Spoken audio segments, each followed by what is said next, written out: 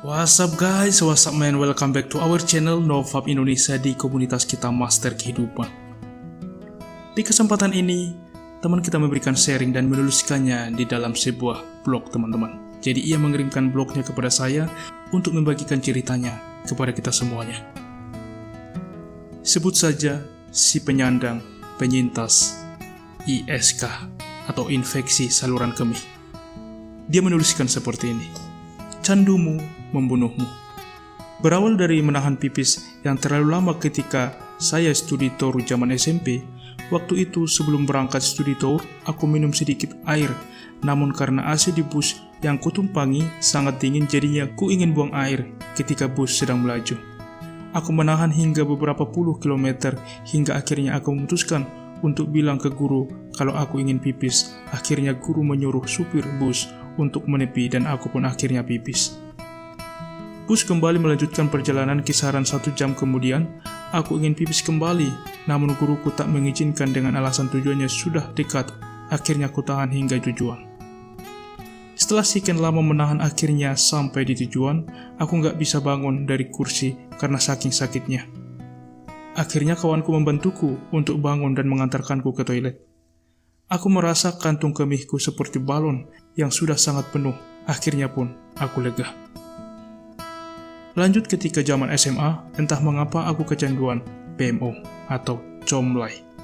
Hingga akhirnya kelas 2 SMA, perkemihanku mulai terganggu dan ternyata benar aku mengalami ISK, infeksi saluran kemih.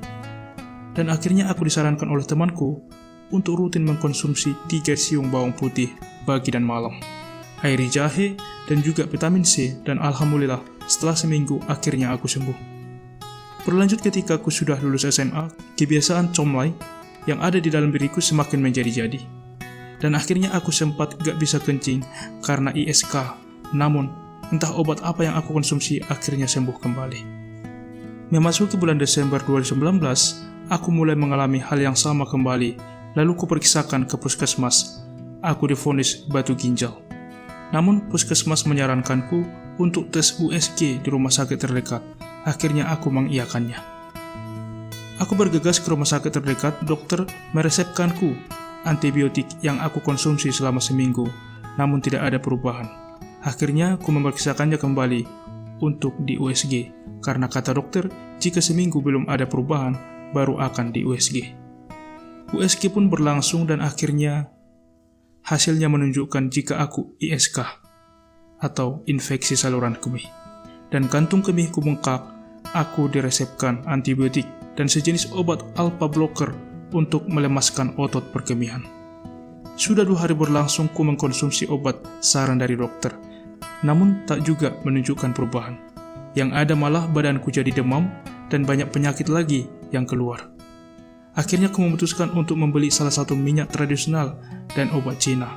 Alhamdulillah, setelah 2 minggu pengobatan tanpa mengkonsumsi obat dokter, aku bisa sembuh. Dari situ aku keluar dan sadar bahwa itu terjadi karena kebiasaanku, salah satunya comlai, PMO. Karena setauku, gerakan tangan di kemaluan memicu mendorong masuknya bakteri berbahaya.